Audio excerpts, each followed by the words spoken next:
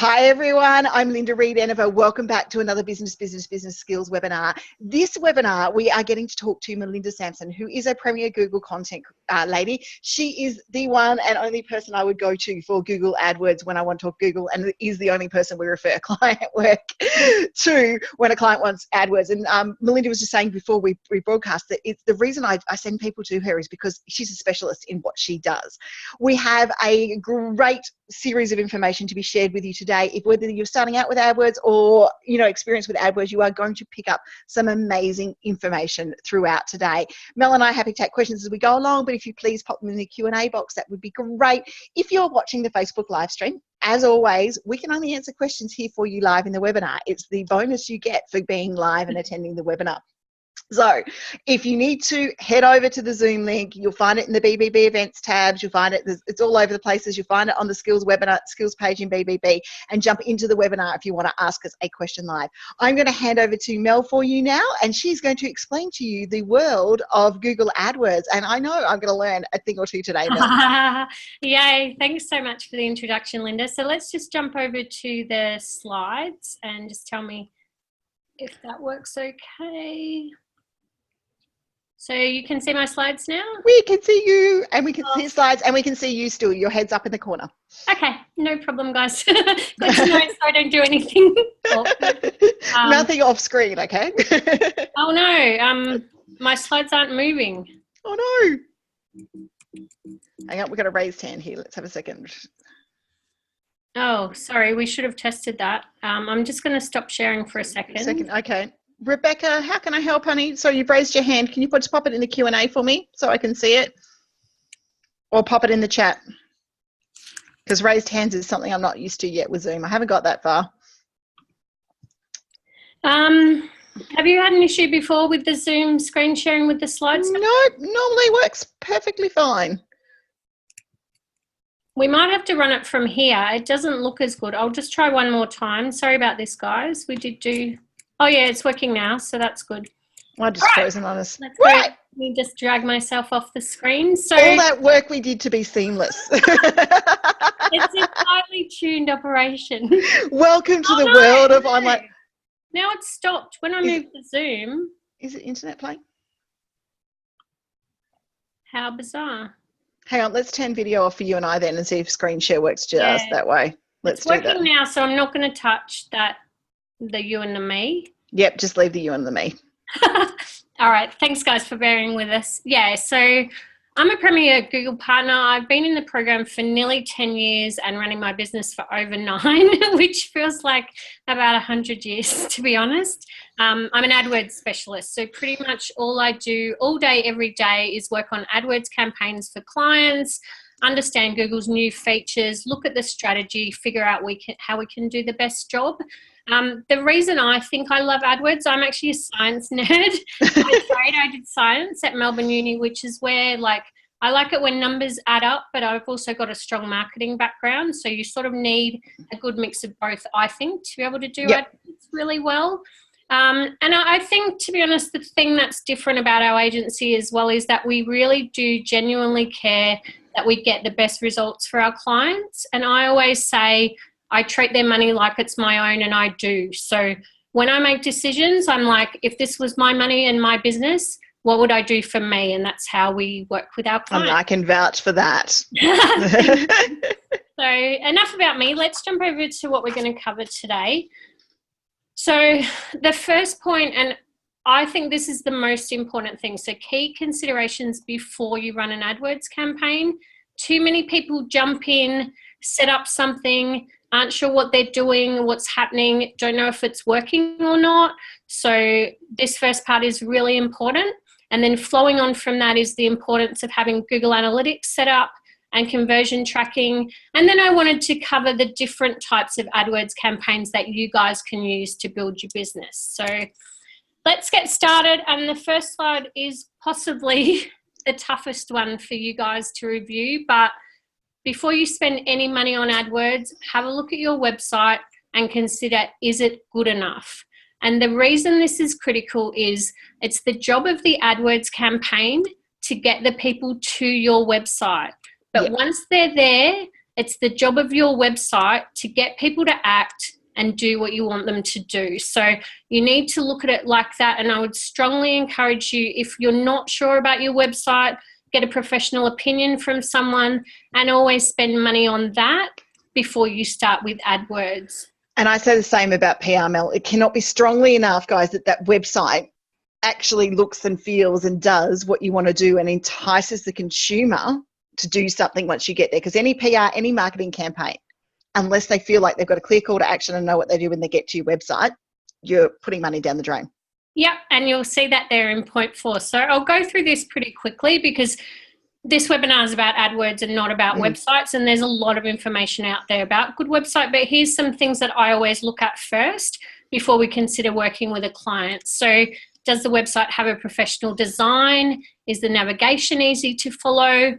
Is the copy well written? And a good place to start on that is when I go to your homepage, is it really easy for me to see what you do, who you do it for, and where you do it? Really important, as Linda mentioned, a clear call to action. So what do you want people to do on your website, and is it really easy for them to do that? Another important thing, contact details are easy to find. If you want people to call you, put your phone number in the header and the footer. Make it easy. And now more and more, especially over the last few years, your website needs to be mobile responsive, which means it's as easy to use, or if not easier, on a mobile device as it is on a desktop computer. It needs to be fast to load or you'll lose people. And you need, in my opinion, to have Google Analytics set up, which I'm going to cover more in a few slides. But I wanted to mention a book, and really this is what I read when I started my business, and it stayed with me forever. The book's called Don't Make Me Think, and it's written by a guy called Steve Krug. You can Google him. It's an amazing book. Like, he was one of the thought leaders on website usability. But even if you never buy his book, remember the name, Don't Make Me Think. So if you go to your website and anything there makes you think before you click or before you read it, then it's got potential to be improved. So it's a really good principle to follow. Love it. Awesome. So enough banging on about the importance of the website. But it is important. So yeah, I get it. It's really important to get that right first, and I can't stress that enough. So some more key considerations. Think about what you want to achieve. And a lot of people still say, I need more traffic to my website. And I'm like, no, you don't. You need something that grows your business, which for a lot of people is you need more online leads, and that might come through as an online inquiry or a phone call. If you're selling things, you need more sales. If you're building a newsletter, you want people to sign up or download an ebook. And you also might want to achieve brand awareness, which AdWords can help with as well. So think carefully about that. And sometimes it's obvious, but sometimes you need to be clear what you want to achieve, because on the next slide, I'm going to talk about how to track what's actually being achieved. And then the next key thing, and I'm very surprised that a lot of people don't actually understand their business numbers. So what return do you need to get from AdWords in order to be profitable? And to understand this, you need to know how much a lead or sale is worth, and how much of that you're prepared to spend on AdWords to get that lead or sale. So I wanted to give you 2 examples, and one, these are purely hypothetical.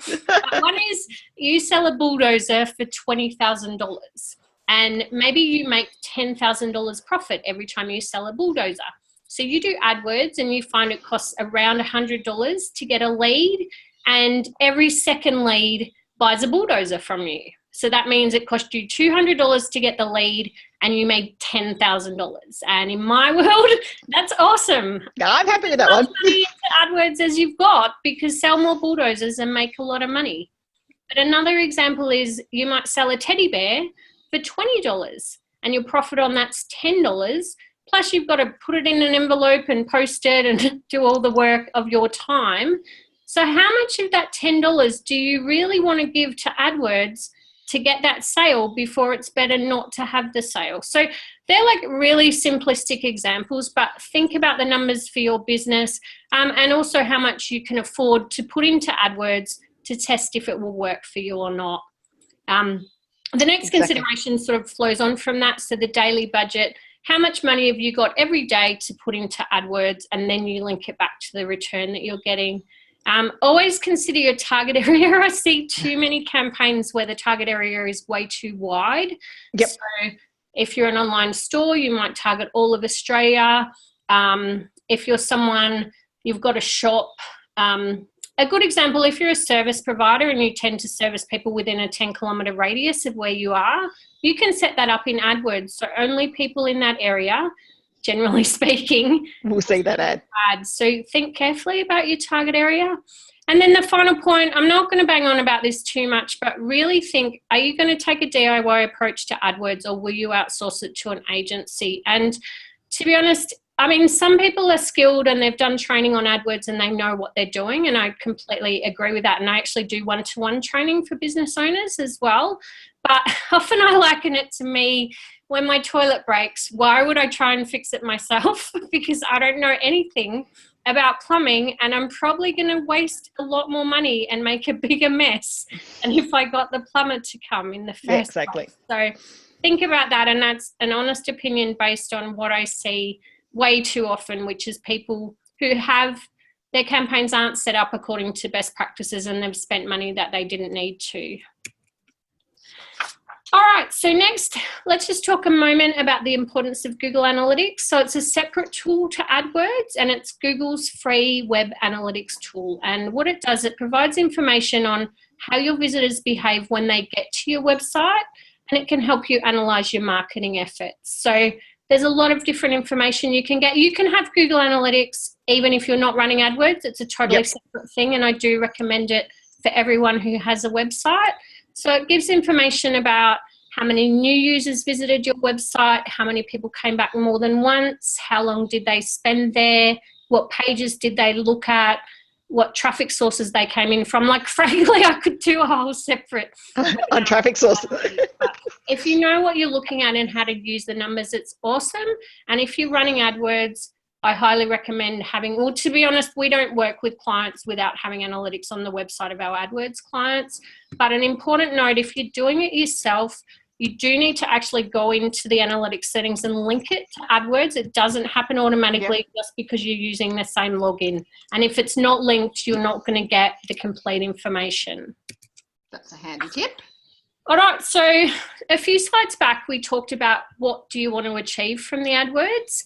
And now we're going to look at how you can actually track what you are achieving. And this is done with a thing called conversion tracking. So if you're not familiar with conversions, basically that's an action that you want people to take once they've arrived on your website.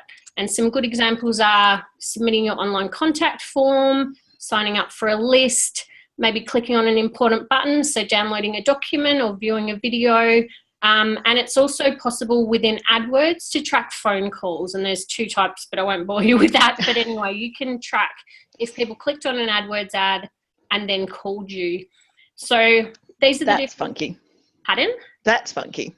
Yeah, it's super cool. And it's all offered as part of the AdWords click, basically. There's no additional call costs if you do it through AdWords.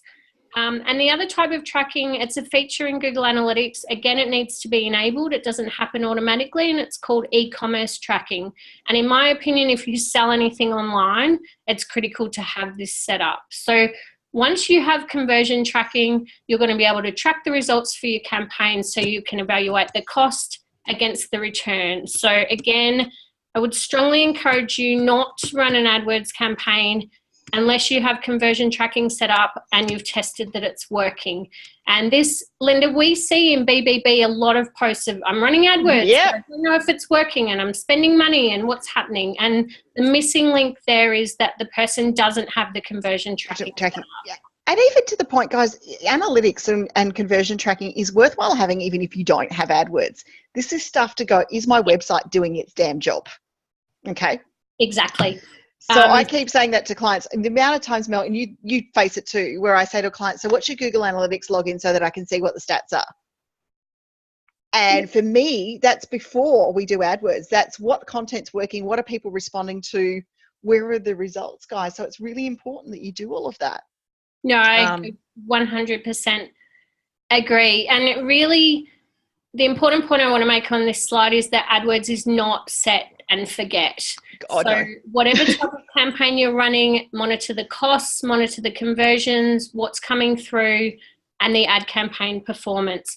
Track whether your campaigns are helping you achieve your business objectives, or work with an agency who will help you do that, because that is the whole point of them. It's not just I had 28 clicks and then I don't know what happened and I spent this amount of money. It's so far beyond that. Now, if we were working with an agency, and you know, because I've got clients on the webinar now, because I'm going, you'll need to talk to Mel about AdWords very shortly.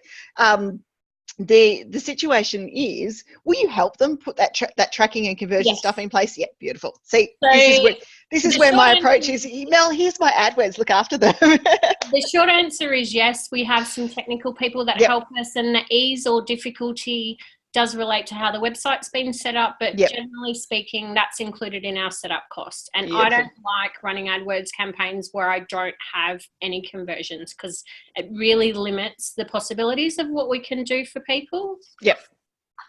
Excellent. So that's all the key considerations in Google Analytics. Now I just wanted to take you through, there's 5 main types of AdWords campaigns that we use for clients, depending what their objectives are. So the first one is the one that people will be most familiar with, and this is a search campaign. And this one is where the ads appear at the top and the bottom of the Google search results. So generally speaking, there's a screenshot there, and I always use plumbers as an example.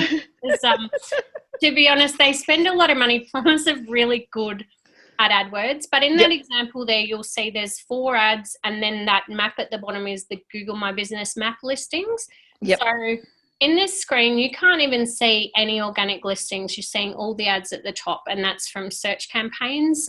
I did want to stress that everything I'm going to talk about from here on in is related to full AdWords. So if you're running AdWords Express, you won't have access to these features, and you won't be able to do a lot of the types of campaigns. Important to understand, so AdWords is an automated auction system, so you don't actually pay when the ad's shown, you only pay when someone clicks on it. And for Google, with a search campaign, quality is the key. And that's because, what do you guys do? You search in Google, you want to find what you're looking for, and you want to get to it straight away.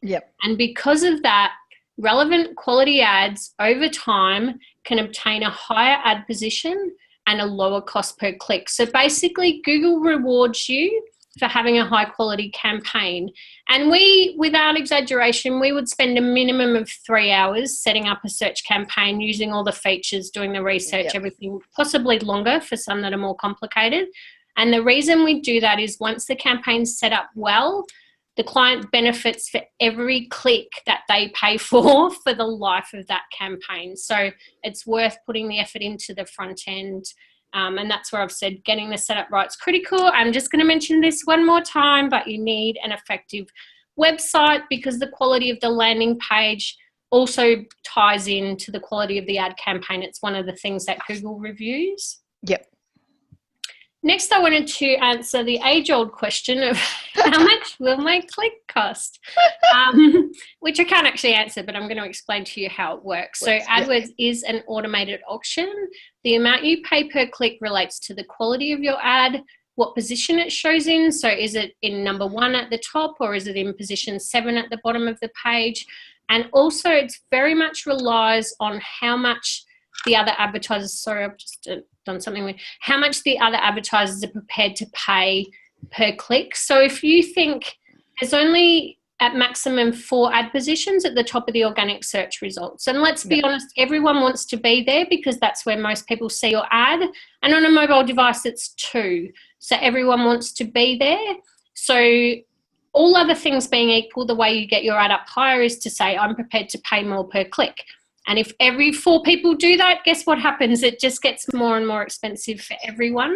So please be aware that that's the system before you just jump in and go, I'm going to pay $20 per click. Because in some respects, you're effectively pushing the cost per click up for everyone.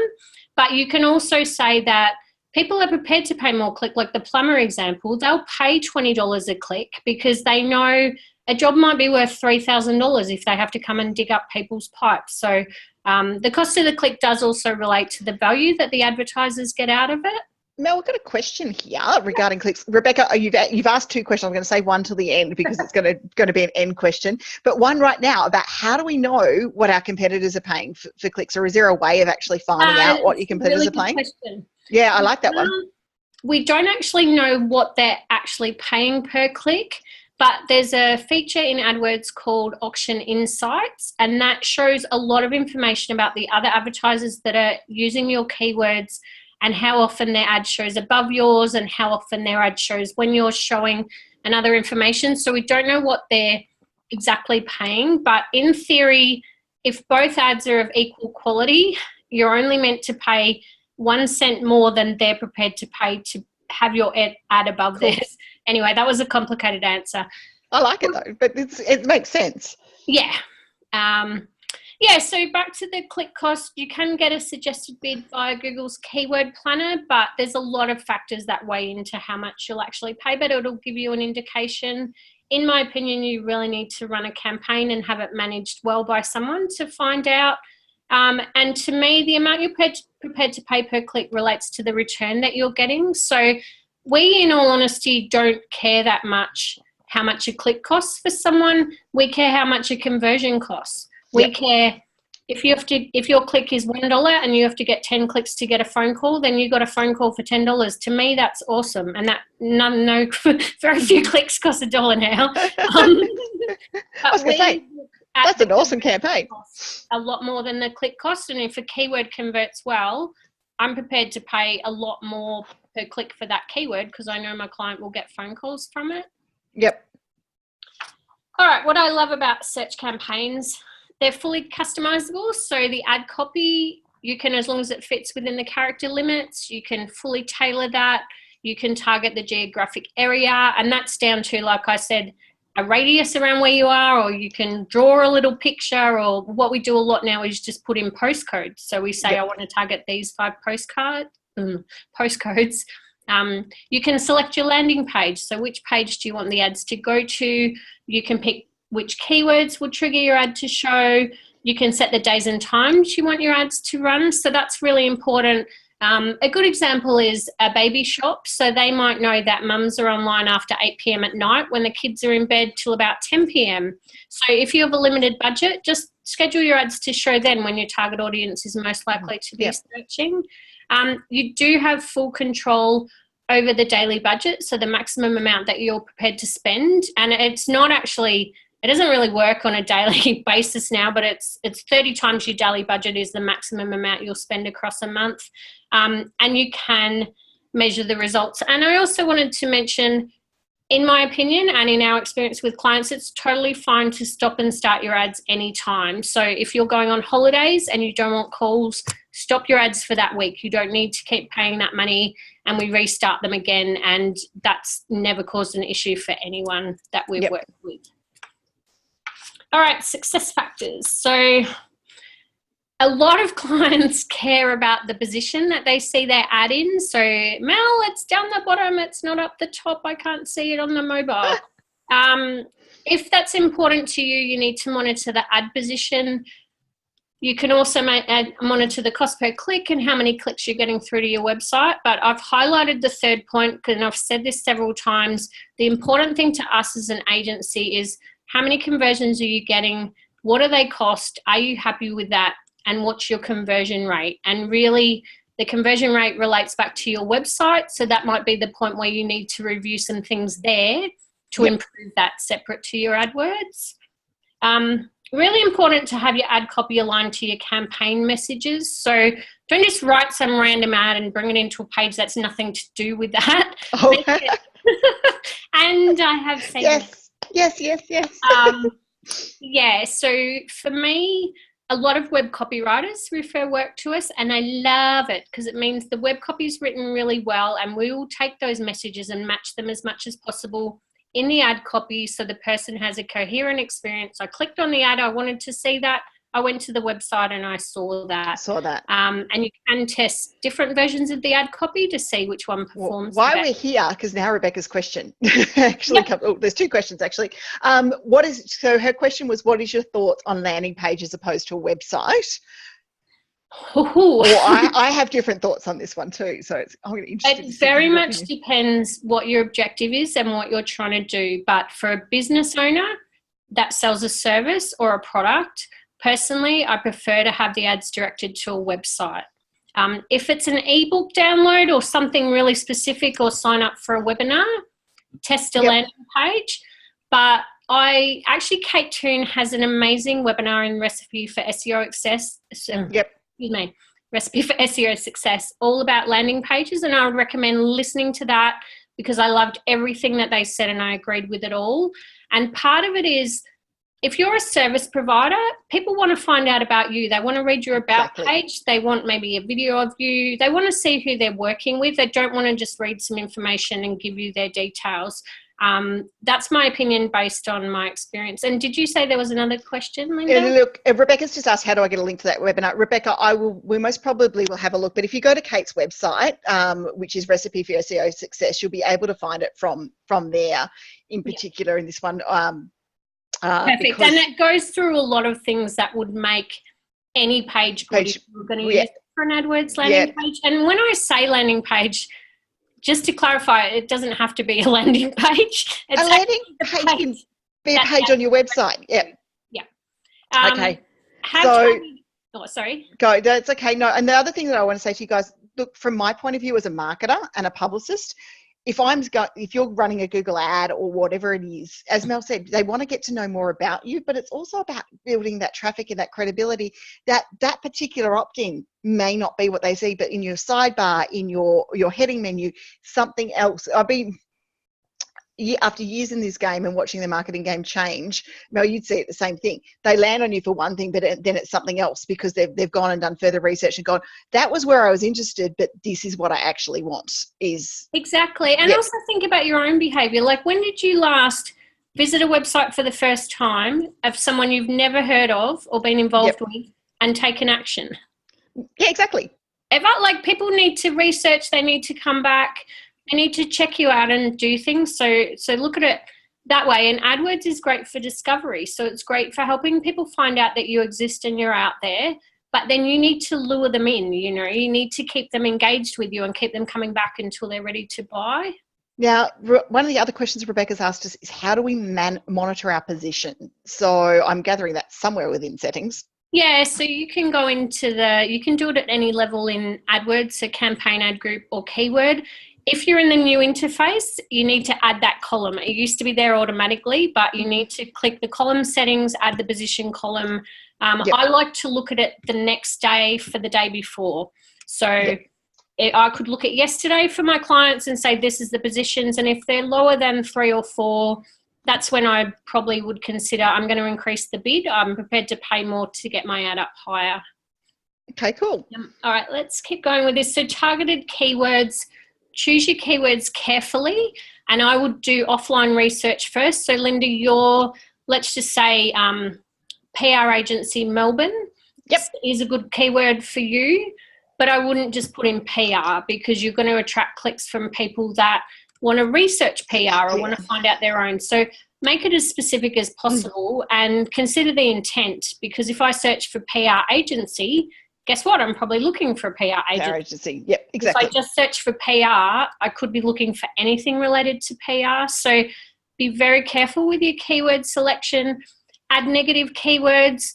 A good example is free as a negative keyword. So if you don't do PR for free, let's put free in as a negative so your ads never appear if someone wants something for free. Free PR, done. Another good example is job and jobs. You don't want to pay for a click for someone that wants a PR agency job. So put job and jobs in as negative keywords. These are just standard things that got to ask why are we referring to them as negative keywords?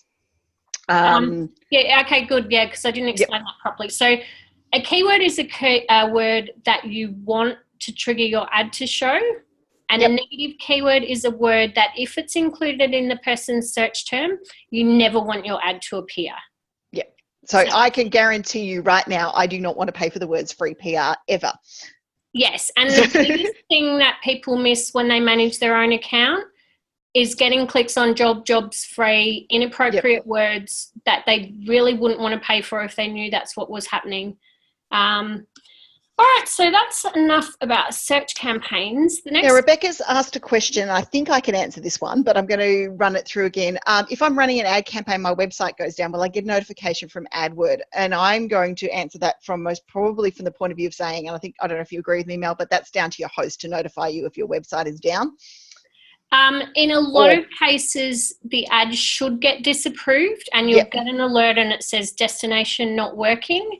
But in my honest experience, I have discovered clients' websites are down and quickly stop their ads for them. So you should get alerted, but it doesn't always happen. And it raises exactly what Linda said, regardless of whether you're running AdWords or not, if your website goes down, you need to know as soon as possible. And if you're not using, guys, Pingdom offers you a free report to whether your site is up or down. So go and get to pingdom.com and get them. And I'll pop the link. I'll pop that one in because I know what that one is at the moment.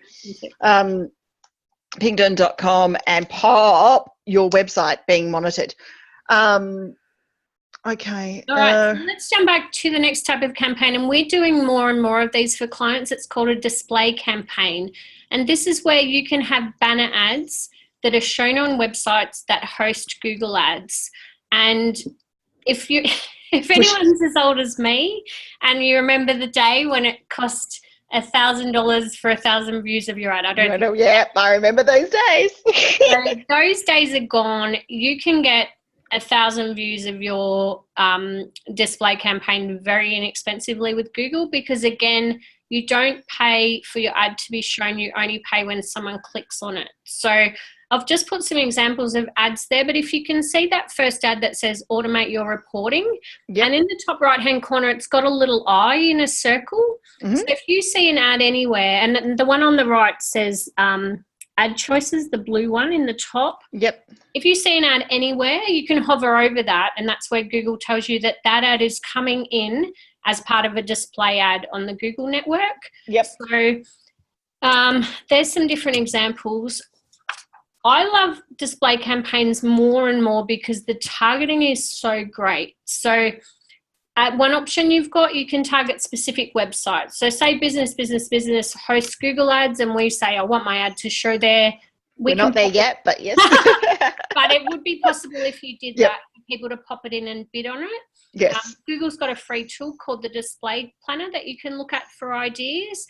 But the other type of targeting I've listed there on the slide. So basically, because so many people are logged into Google when they search, Google knows a lot about it's a bit like Facebook, to be honest. Google knows a lot about what they're interested in, what kind of websites they visit, if there's something they're searching for at the moment, and you can target your ads based on their preferences, and you can also overlay it with demographics. So if you wanted only women to see your ad of a certain age, you can add that in. So, and it's just, in my opinion, getting better and better, the targeting of a display campaign. So a good use of this would be if you have a new product or service that is brand new and no one would search for in Google because they don't know it exists, pop out a display campaign, put your ads in front of the right people and start to know what it is.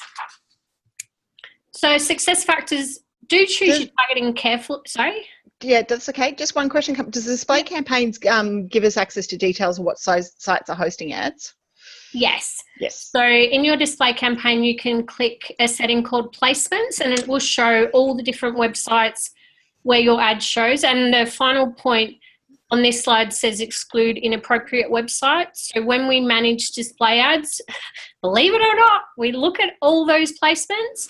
If I'm not familiar with the website, I'll look it up. If I think it's dodgy or there's any chance that my client wouldn't want their website showed there, we exclude it. And there's also a setting when you set up the campaign, you can exclude certain types of sites. So you might say sites related to military conflict or sex or whatever. And we just exclude them as a rule because, let's be honest, you want the right people to see your ad, but I call them bad neighborhoods. I don't want my clients' ads associated with bad neighborhoods. So really for a display campaign, choose your targeting carefully and always test different types and see which gets the best visibility, which gets the most clicks, what the click cost is. Again, have your banner ads aligned to your campaign messages and branding. You can upload different versions if you want to and just see which gets the best response.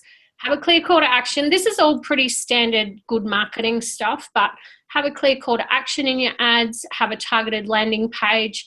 Again, monitor the settings and see how the campaign's going. But just to stress again, display campaigns are awesome for brand awareness and getting your product, service, whatever it is, in front of the right people. And you would be surprised at how inexpensive it is. Becca's just said call to actions are her kryptonite. Okay, I'm going to share a tip with you on call to actions. The call to actions just need to be, they're not actually as rocket science-y as everyone wants to make them out. They just need to be the next step that the person needs to take so that their eye goes to it, their mouse goes to it, and they click on it. So your call to action, so for BBB on the homepage, one of our calls to action is join the conversation. So it's literally, that's where we want them going, is to join the group. But the other options that we've got are, even in the 30 days of business tools, most of our calls to actions are like the one I programmed one up for LastPass today, which actually says, don't forget a password again with LastPass. So that the call to actions are the next thing that a person needs to do. But just think in your mind, what do you want your client to do next, and ask them to do that in that call to action. And also think, so with a display campaign, someone sees your ad and they've probably never heard of you before. So we will do a soft call to action, because I'm not going to click on that ad and go buy now. It's very unlikely I'm going to click on that and buy something from you. So we'll just find out more or visit our website or something. That in itself is a call to action. And learn more is a great one too. Yeah, exactly.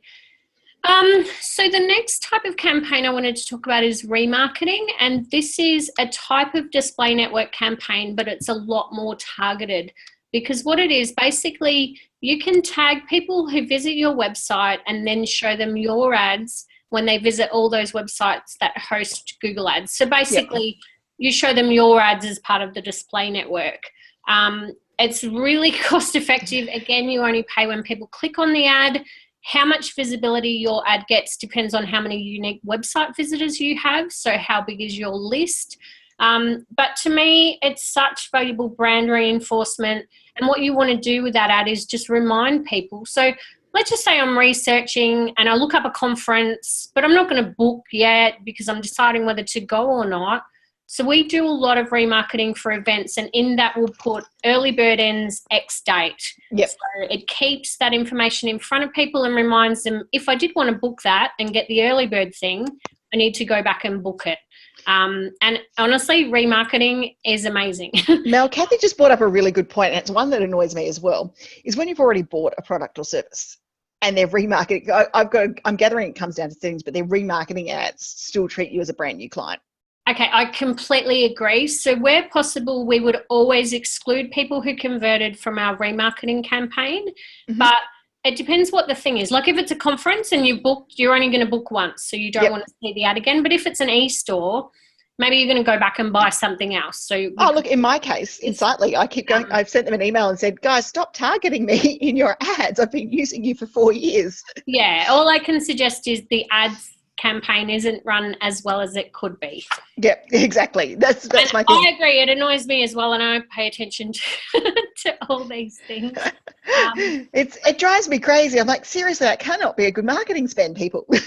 And you'll see the second bottom point on this slide is frequency capping. Yep. So another thing people do bad, in my opinion, is not cap the frequency of how often you see their ads. Mm-hmm. So I liken it to Channel 7. If you ever watch the tennis on Channel 7, by the end of the tennis, when you've watched it every night, I don't know if we should be saying this on a public thing, but I never want to watch My Kitchen Rules, because I see that ad every ad break, every day for 4 hours. And that, in my opinion, Channel 7 needs to review their frequency cap. But think about that with your remarketing. And the cap will depend on how long your campaign's running for. Is it evergreen? Is it a 7-day thing while the thing's open? But just take that into consideration. Also really important to have the banner ads aligned to the look and feel of your website, because basically remarketing is reminding people, oh yeah, I went to that website, that's those people. And it's surprising the ads that I see that don't look anything like the website. And I'm like, Yeah, there's a disconnect here somewhere. Marketing 101, guys. Everything's got to look the same. Yeah. Again, you can test different versions. You might consider including an offer to encourage people to revisit. So a lot of e-stores will look at people that abandon the cart and come back. If you order in 7 days, you can get free shipping. We're very careful about that because, in my opinion, if you do an offer, everyone should get it. Like, why should people get an offer because they didn't buy when people bought and paid for shipping? But that is an example of something you can do with different lists. So you could target remarketing to everyone that visited your website or people that just viewed a certain page. And I'm a shocker for leaving things in my shopping cart and forgetting I was going to buy it. Then and so that's I need a reminder. For you, it's probably good exactly to say, come back and buy it. And maybe you don't need an offer, did you still want this thing? Did you still want what you were meant to be checking out, but you got distracted by that over there? Yeah, so I've mentioned you do need a minimum of 100 people on an AdWords list for a campaign to run. But if you only have 100 people, that ad's not going to get much reach because you're relying on those 100 people to go to a website on the display network that hosts Google Ads and your ad's one that's shown. So the bigger, the better, depending, again, what your objectives are, because a small list, if it's a high value thing, that might be just the right people to see it. But anyway, you do need at least 100 people, and a lot of people aren't aware of that. Yep. We've already talked about excluding people who converted. Again, exclude the bad neighbourhoods. We just do it as a standard thing, and we don't tend to take clients that want to advertise in bad neighbourhoods, but if you did, you might not do that. And also think about how long people should stay on the list. And this relates to the buying cycle. So if it's an event that next week, you only want to run the campaign until the event's held. But if you're selling that bulldozer that people consider for a long time, maybe you keep them on the list for 60 days. And that's Kathy just asked, can we recap that 100 list? So the minimum of 100 people on the campaign for it to run. So can I just put it in my words and make sure that I've got it right too in my head? That's the 100 people. So there needs to be like 100 people who visited the website that haven't converted. Is that what we're looking for to run that campaign? What your list is. It could be just 100 unique people have visited your website in the time since you set the list up. Okay. Yeah, but you want the more the merrier. Really. All right, so that's remarketing. I've only got 2 more left. How are we going for time? We're going fine. We got 15 to go, so we're good. The next type of campaign, which I love, is YouTube campaigns. So there's my stat at the top. YouTube has 1.5 billion monthly logged in users. We all know how big it is, how many people use it. It's amazing, the power of video, for people to see your video, to get to know you. So I would think of YouTube campaigns as building awareness at the top of the sales funnel. Google has actually rolled out a new type of campaign that's going to be more for getting leads or inquiries. But generally speaking, think of people watching your video. They might not act straight away, but they've seen of you or they've heard of you, and they might come back to you later on. It's incredibly powerful for that. To run a campaign, you need to have a YouTube channel. The video needs to be added there, and the setting can't be private. And there's different types of ads. The first one's the most popular, and this, you guys would have seen this a lot. So when you go to YouTube and an ad pops up and you have 5 seconds to skip it, so that's called a true view ad. And what's so great about it is people self-select. Like if they don't want to see it, they skip it. You're not paying anything for it to be shown there. And then if they don't skip it, you only pay if people view the ad for 30 seconds, or if the video is shorter than 30 seconds, if they watch it until the end. So again, people kind of self-select if you want to pay for it. The cost per view is incredibly inexpensive, and you can use similar targeting to the display network. So you can target based on the keywords that people search for in YouTube, what they're interested in, the topics Google knows they like. Like the targeting of YouTube ads is amazing. I love YouTube ads. I'm a big fan. Yeah, so, and even if you just wanted to get the views up on your video and get the right people seeing it before you share it with the world, it's a really effective way to do that, or to test how the video works. So, you know, are people watching the video to the end? You can see, how far they got. Did they click on a link in the video? You can get all sorts of information. So that's that kind. Just to mention, there's two other types of video ads that we use a lot, and one's where the ad appears in the YouTube search results. So if you search for a specific thing in YouTube, an ad can appear at the top, and that can take people to your YouTube channel or your video. And there's another thing that's newish, and it's called bumper ads, and that's where you'll see a 6-second ad at the start of a video, and it's unskippable. And they're incredibly powerful for brand awareness as well. So it's like a little snippet of an ad, so people have seen or heard of you, just for more of that important brand reinforcement. Success factors, targeted video. Google has this concept that I love, and they say make it unskippable. So people have 5 seconds. Do something awesome in the first 5 seconds so people want to watch your ad and don't want to skip it. Again, target it carefully so the right people are seeing it, the people that wouldn't want to skip it. But include the key messages early in case people don't watch to the end. Have a clear call to action, so decide what you want people to do. And when you run a video ad, as part of the ad, we can actually put a little link in the bottom left corner. If you want people to visit your website for more information, that's a live link as part of the ad, so people can just go straight through to your website, which is awesome. Clear call to action. People ask me all the time, how long should it be? I say 1 to 2 minutes, but honestly, if you've paid for the view after 30 seconds, the longer people watch for, the more engaged they are with you. So I don't think there's any particular length. I think the video needs to be as long as it needs to be. And like I say, with everything, test it and see. Test a shorter one, test a longer one, see how long people watch for. I've mentioned the quality targeting. I've mentioned adding the link. And there's some of the stats. You can see the view rate. So how many people watched the video as a percent of how many people saw it, how many views you got, how long they watched for, and how many people clicked through to your website. Wow. Pretty cool. And I think YouTube ads are like search ads were 10 years ago, when not that many people in Australia are still doing them at the moment. So we'll get you a view for maybe 8 cents. That's awesome. Google said to me once, think of it like TV advertising, but way more targeted and way less expensive. So if you would ever consider doing TV advertising, YouTube is a fantastic option. I do love the YouTube ads. They work well, and they work, especially for me, they work well in brand awareness, but sometimes my ads in YouTube are literally just to the latest how-to video to keep people watching. Exactly, and get them back to your channel or whatever you want them to do. So we're in the home straight, guys. This is the last type of campaign. This is a pretty quick one, but it's important to mention. It's called a shopping campaign. It's only available for e-commerce websites.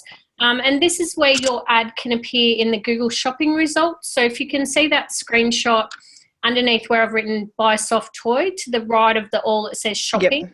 So basically it's a list of products that people can buy, and we do often see a higher conversion rate than a search campaign because people searching in shopping results have more intent to purchase. And I'm lazy and I'll buy from shopping because it's there. You do need a Google Merchant Center and a data feed set up to get your ads in there. And let's just go through some of the success factors. You do need to have a shipping cost in your data feed. That's required, or your campaign won't run. Really important to understand the visibility of your products in the shopping results relates to the keywords used in the product name and description. So basically, Google picks the keywords. You don't get to put keywords in a shopping campaign and say, I want my ad to show for that. Google picks it based on what your product's called in the description. And I always say, if that's been done well for SEO, like for search engine optimization, then your ad will get good visibility in a shopping campaign. It is important to understand the value of each sale and set the bids accordingly. So you might have in your shopping feed one product that's $20 and one that's $2,000. You're going to bid more to sell a product of $2,000, but it's something that you need to manage and keep an eye on. Also be aware it's so easy for someone to skim through the shopping results and compare the price of a product and the shipping cost. So we encourage our clients to look in that shopping feed and see how they fit with other people, because if they're not selling anything, it might be the ad underneath them has free shipping and their shipping's $8. So just be aware of what your competitors are doing. And there's a setting that you can make sure your feed gets updated every day, and it just means you won't have products that are out of stock appearing in the ads, and you can get your new products into the feed. Fantastic. All right. Woohoo! Us. And Mel's got a special offer for us. Yeah, so before, is there any more questions, Linda? Guys, not that I've got in the feed, but if you've got any questions, please feel free to ask them. We've got plenty of time to answer them. If you can pop them in the Q&A box, guys, rather than chat, it is literally a lot easier for me to be able to read them and find them. But I will take them from both sections if we've got any more questions. Awesome. So what I wanted to offer you guys, so normally if I haven't worked with someone before and you just need an opinion about your AdWords account, this is not related to setting up new campaigns. This is if you've got things already running, you might be managing it yourself and you're not sure what to do next. So normally my 30-minute consult's $149. I'm doing that for 3 people from BBB. You get a bonus 30 minutes. So basically you can have an hour for $149 and you can use it however you want. So if you want to do screen sharing, we'll look at your campaign. I'll give you recommendations. If you want me to look at your account and talk to you, if you want to talk about it over the phone, you can use that 60 minutes however you want. And it is incremental. So if we spend 10 minutes on the phone, you've literally still got 50 minutes left. I'm not someone that goes, spend 10 minutes with me, I have to charge you half an hour kind of thing. So you will get a lot. Can we pop that link into the chat box so people can click on it automatically? Is that possible? Yeah, go for it. And like I said, just... Have you got it? So I can't get it from the PowerPoint. So I need you to grab it. Can we do that afterwards? I don't know. Yeah, just for the guys who are live here now, I thought they should get it in chat first. That was all. Yeah, so, and just there's a field at the end of my form, so just mention BBB offer, so I know that that's where you came from. Yep. And that's our questions. There's all my details there. I do share a lot of tips about AdWords and analytics on social media. Feel free to LinkedIn Connect, and even if you just put a mention that you're on the webinar. Twitter, there's Facebook, YouTube. I've got quite a lot of videos, especially about Google Analytics and getting it set up right and checking if it's working okay. So feel free to connect there. And so, Linda, is this on a post in BBB now? It will be, shared in the group as well. So yeah, so if there's a question that I can answer easily, feel free to put it in there. And if it's complicated or if it's specific to your campaigns, it might be a good opportunity for you guys to take up the consult. Take up the consult offer, guys. It's a great offer for you to get in there. As I said, I've had Mel work with some of my clients, work with me, learn how to make AdWords work for your business. Now, guys, if there's any more questions, come on. Otherwise, Kathy's just said thank you. It's been a good refresher for her to catch up on AdWords. It's been years since she looked at it. So that is Awesome. Great. It was a good refresher for me to touch base and work on AdWords. Now, guys, I do strongly suggest this to you. AdWords isn't something that I do apart from playing with our businesses to keep my hand in and know what we do, but it is something that if my clients are looking at doing AdWords, I send them off to Mel and go, please talk to Mel because she knows what she's doing and I don't have to get my head around that space. Because with all things in business, sometimes we just need to outsource what we're doing and do what we do best. Guys, next week we don't have a webinar, and the reason we don't is I was going to fill in, but I've got really, really sick this week, so I'm not going to fill in. Next week we're going to have a week off, and then the following week we are being joined by Ben from Missing Letter, who, Mel, I don't know if I've told you yet, we've got new tools in Missing Letter. It's really, really good. It's a really, really good one that's coming in that I'm looking really forward to. He's got some new tools, some new campaigns, and hopefully, fingers crossed, by that time, we'll actually have the video stream to being able to stream video to Missing Letter. Isn't that going to be awesome? So that's coming up. And then we've got Hanny joining us from Repurpose.io in a couple of weeks. I can't remember what the date is for that one, and that I'm putting completely down to cold head here. Hanny's actually going to show us how we can repurpose our Facebook Live content to YouTube and vice versa, and podcasts and all sorts of things and make the most out of it. Now, repurpose has been something I've been playing with for ages, but I don't know, I got really good at making a live stream on Facebook, but then never doing anything with it to repurpose it into YouTube, and that does it automatically for me now, and all I've got to do is put images on it. It's so much easier. So it's a good one to come in and have a look at how we can actually repurpose some of the content out there. Rebecca's got just one question for us. Do we have any webinars you can recommend on getting your blog seen? Not a webinar, Rebecca, but if you join me for the 30-day blogging challenge in May, which I will grab you the link for if I can work out how to negotiate my way away from here for a second, you can come and join us for that one, and that one is on the business homepage as well. In fact, actually, I'm going to put that one being down on the BBB homepage. I'll pop it in the chat one, so it will be on the business homepage. Hang on, I can get to the screen. Bear with me. My brain is seriously not here today, Do you want me guys. to stop the sharing? Yeah, maybe if you can stop the sharing. I just need to get out of here. That's all. I don't know why I can't today. Here we go. Now I can. Now I can. I'll grab you the link, Rebecca, so that you can come in and join us for that one. That is going to be 30 days of focused blogging. It's going to be a huge challenge, and I'm looking forward to it. And I think there's only about 10 spots left in that one, so it's one to get in with, guys. I would like to once again thank everyone for coming along and joining us this week. Mel, thank you for coming and sharing some amazing knowledge with us as well. It has been awesome to get a refresher on AdWords and get to know where I needed to be again, and remembering Google Analytics and all of that stuff that you need to do. It has been great. Can I just do a little wrap up there, Linda? Go for it. You feel free to it. I've mentioned this, but AdWords is awesome and it can really help grow your business, but you need to do it properly. Like, we wouldn't have built such a successful business. We've got 7 people now, not all full time, but we wouldn't have built this so quickly if AdWords didn't get results that people want and people weren't spending money that they have to do because it's really working for them. But just like I said, I can't stress enough, have a good website, and if you're not sure what you're doing, work with someone who knows so that you've got the best possible chance of success. Yeah, beautiful. Okay, guys, I'm going to say thank you for joining us once again. As I said, work with people who know, outsource what you need to know, and if that offer is not already taken up by Mel, you guys are disappointing me. Because I'm thinking that everyone's going to jump in and take it up. So jump in, take it up. If anyone's wanting to watch the replay, it will be up, but it's going to be definitely a later this afternoon into the evening thing, because I'm going to go crash for a little while now. And I will see you guys in our next webinar. Thanks, Mel. Bye. Bye.